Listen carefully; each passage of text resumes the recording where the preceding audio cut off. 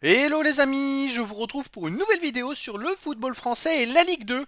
Et je vais vous présenter le match Metz contre Caen. C'est un match qui a lieu ce samedi 9 novembre 2024 à 20h pour le compte de la 13e journée du championnat de France de football de Ligue 2 saison 2024-2025. Alors Metz, c'est le 5e du classement qui reçoit Caen le 13e. Dans cette vidéo, je vais revenir sur le classement de la Ligue 2 avec les statistiques des deux équipes.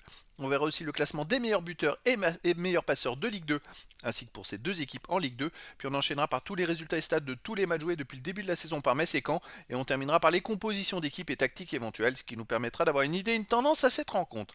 Alors pour ceux qui souhaitent voir ce match à la télé, sachez que vous pouvez le voir sur Beansport 1.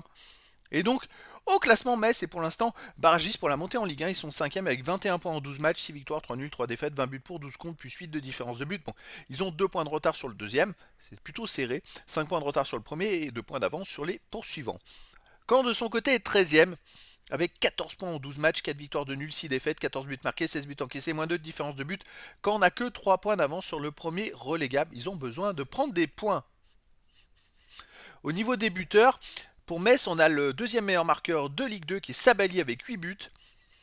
Également, on a Udol et Hein avec 3 buts, Traoré 2 buts, Sané et Diallo avec 1 but. Pour Caen, on a le troisième buteur de Ligue 2, Mendy avec 7 buts.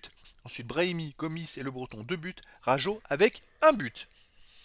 Pour les meilleurs passeurs, pour Metz, on a Elisor et Diallo avec 2 passes décisives, Stambouli, Assoro et Sané, une passe. Et pour Caen, Brahimi 3 passes, Gomis 2, Mvila, Traoré et Mendy avec une passe décisive.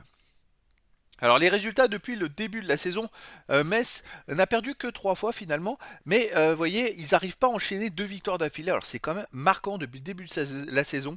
Ils gagnent tous les 2 matchs, ils gagnent un match, et le match d'après, ils ne gagnent pas, soit défaite, soit nul. Alors au début de la saison, ils faisaient des nuls, et là depuis 3 matchs, ils font des défaites derrière, et ils n'arrivent pas à avoir cette régularité pour être mieux classés. Je pense qu'ils pourraient être bien mieux au classement s'ils arrivaient à enchaîner 2 ou 3 victoires d'affilée, ça pourrait tout changer. Et c'est ce qui fait un peu leur défaut. Et là, puisqu'ils viennent de gagner à la dernière journée, ça veut dire que ce match-là, ils devraient faire match nul ou perdre. Normalement, si on en tient, ça fait quand même depuis le début de la saison, ils ont ce rythme-là depuis quand même 12 matchs, 6 fois de suite, ils ont fait ce truc. Quand de son côté, c'est quand même un peu mieux en ce moment. Ils restent sur 2 victoires d'affilée. Ils ont gagné 3-0 à Martigues et 2-0 à domicile contre Bastia après avoir enchaîné 4 matchs sans victoire. Mais ils ont déjà fait le coup de gagner 2 matchs de suite après 4 matchs sans victoire. Au début de saison, ils ont fait la même chose. Ils ont commencé par 2 défaites, un nul, une défaite, puis 2 victoires. Après 2 défaites, un nul, une défaite, et 2 victoires. Et après, ils ont enchaîné par une défaite. Alors, est-ce la loi des séries ou pas? Metz à domicile, c'est quand même pas mal, hein. 3 matchs nuls, puis 3 victoires de suite. C'est quand même 6 matchs sans défaite. Ils marquent des buts 13, ils en prennent que 5. Et en ce moment, ils ont gagné 6-0 contre Martigues, 3-2 contre Amiens, 1-0 contre Guingamp. Ça marche plutôt pas mal. Quand à l'extérieur, bah, écoutez, ils ont commencé par 3 défaites, puis un nul au Red Star de 2, et puis ils ont gagné à Martigues 3-0. Il y a du mieux.